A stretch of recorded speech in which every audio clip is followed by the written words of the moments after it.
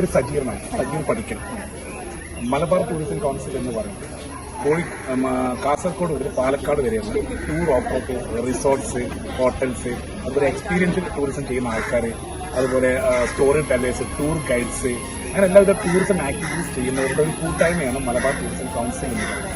അപ്പം ഈ ഒരു 3 വർഷം കൊണ്ട് ഞങ്ങൾ 40ഓളം ടൂറിസം വികസന പദ്ധതികൾ മലബാറിൽ നടപ്പാക്കി.